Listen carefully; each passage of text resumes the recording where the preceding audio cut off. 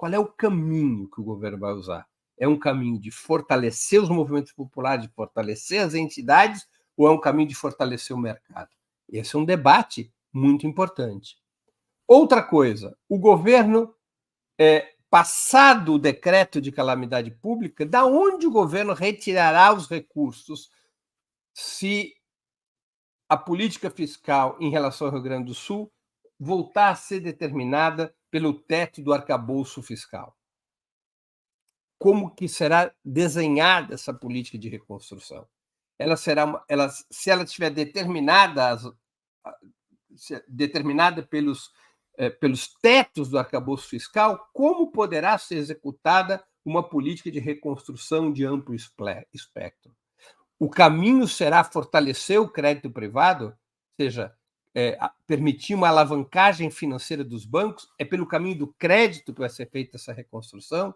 O caminho do crédito que faz com que, normalmente, como acontece no Brasil, apenas as grandes empresas consigam acessar esse crédito? Apenas os cidadãos mais ricos? Mesmo com medidas como o governo já está adotando, medidas que eximem a apresentação de certidão negativa e uma série de outros empecilhos para acesso ao crédito, mesmo com essas medidas, o crédito para as pequenas empresas, para as microempresas, para os cidadãos comuns, para as pessoas pobres, é muito mais difícil do que para os mais ricos, porque os bancos é quem decidem para quem dará ou não dará crédito. É pelo caminho do crédito que o governo estabelecerá a política de reconstrução do Rio Grande do Sul, ou pela intervenção direta do Estado, com o Estado aportando recursos? Claro que sempre terá que haver crédito, mas qual será a prioridade? Uma política de crédito, de fortalecimento ou de subsídio aos bancos para que eles emprestem os recursos necessários à reconstrução do Rio Grande do Sul, ou uma intervenção direta do Estado? Se for uma intervenção direta do Estado, da onde sairão os recursos para isso? Com o arcabouço fiscal, isso não será possível. Será necessário encontrar soluções. E há soluções sendo propostas. Eu aqui destaco a proposta de emenda constitucional da deputada Fernanda Melchiona, do PSOL. Eu destaco a proposta feita através de um projeto de lei do deputado Lindbergh Farias, do PT do Rio de Janeiro, que buscam colocar tanto a reconstrução do Rio Grande do Sul quanto a criação de um fundo de emergências climáticas completamente fora do arcabouço fiscal. Isto é uma medida essencial, porque o arcabouço fiscal impede uma política de amplo espectro, tanto para reconstruir o Rio Grande do Sul, quanto para prevenir o resto do país de ocorrências desse tipo. E estejam seguros, essas ocorrências se multiplicarão no tempo, porque a crise climática é para valer e ela se aprofunda.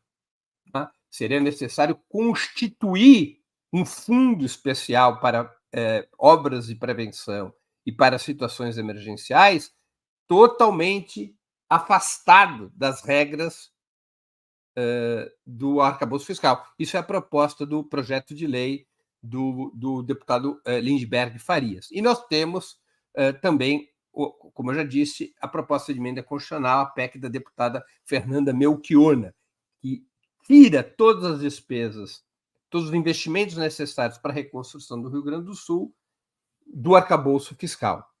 Veja, é fundamental que isso seja feito, porque o decreto de calamidade pública tem vigência limitada. Ele termina em 31 de dezembro deste ano. A partir dali, a situação, o financiamento da reconstrução do Rio Grande do Sul entraria na normalidade fiscal. O governo pode simplesmente, ou deve simplesmente, se endividar para ter esses recursos. Esses recursos são calculados na ordem de 90 a 120 bilhões de reais para reconstruir o Rio Grande do Sul e para fazer, nesse processo de reconstrução, as obras de prevenção que deixaram de ser feitas nas últimas décadas, e também estender essas obras de prevenção a outros estados. Mas para o Rio Grande do Sul especificamente, calcula-se aí alguma coisa entre 90 e 120 bilhões de reais para poder executar como se deve, com a modernidade que se deve, com a prudência que se deve, com a profundidade que se deve à reconstrução do Rio Grande do Sul. O governo deve o quê? Se endividar apenas?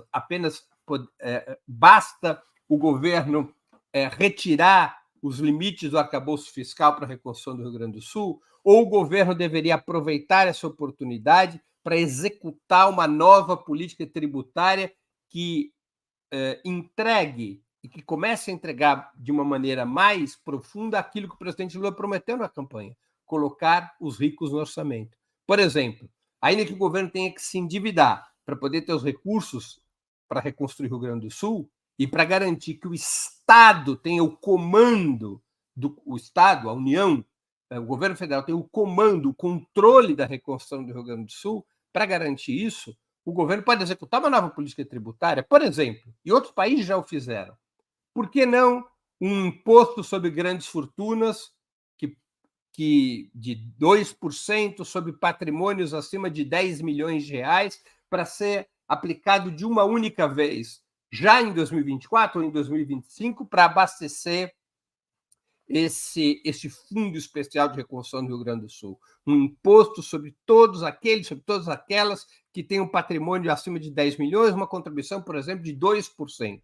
Segundo alguns cálculos, isso permitiria de 15 a 25 bilhões de reais apenas adotando esse imposto sobre grandes fortunas. Segundo, por que não aplicar uma alíquota especial para o imposto de renda do ano que vem? A alíquota máxima do imposto de renda hoje é de 27,5%. Por que não aplicar uma alíquota de 50% sobre rendas superiores a 1,5 milhão de reais no próximo ano?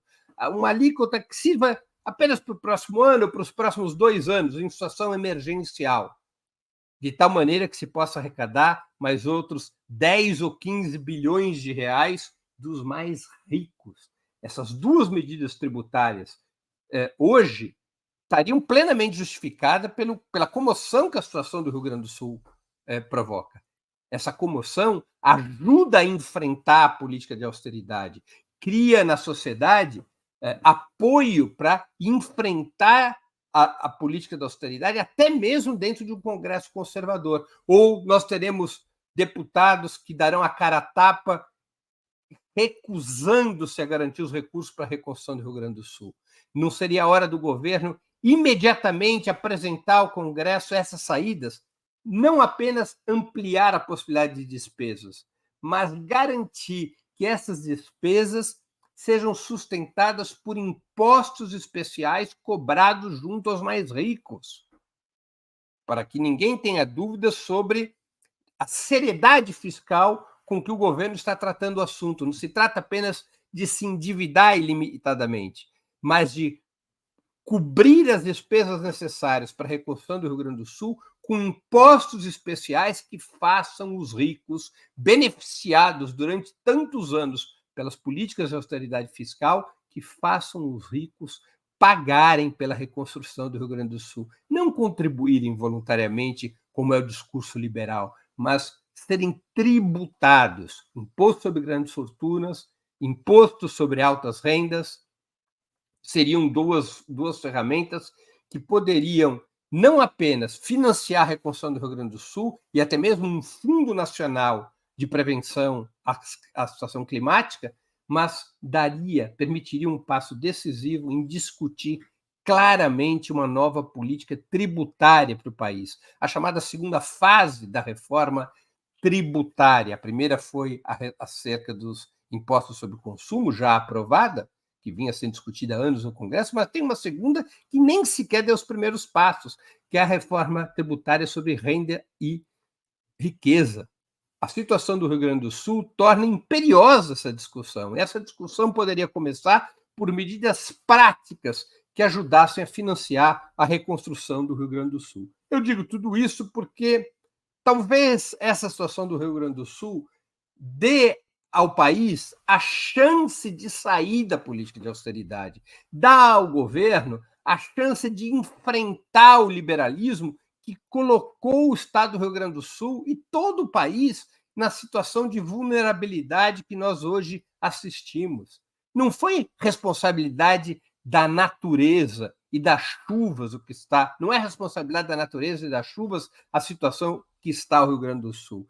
é produto de uma determinada política econômica e social ditada pelo liberalismo, por décadas de liberalismo, que levaram a não ter recursos para as obras de prevenção, que levaram a não ter recursos para a preparação de adequada defesa civil em caso de catástrofe, e assim por diante. É hora de reverter isso. Essa situação do Rio Grande do Sul acende um alerta vermelho ao país de que tem que sair dessa política de austeridade. É a possibilidade de criar um consenso nacional para sair dessa política de austeridade, pressionando o próprio Congresso numa discussão muito concreta. Como será reconstruído o Rio Grande do Sul? Pelo caminho do mercado, que nos levou a essa situação, pelo caminho no qual os grandes capitalistas decidem o futuro da economia, ou será feito com um empoderamento do Estado, com fortalecimento do poder público, com fortalecimento das receitas para que o governo possa agir, planejar e organizar tanto a reconstrução do Rio Grande do Sul quanto o enfrentamento da crise climática, que cada vez irá se agravar mais e mais.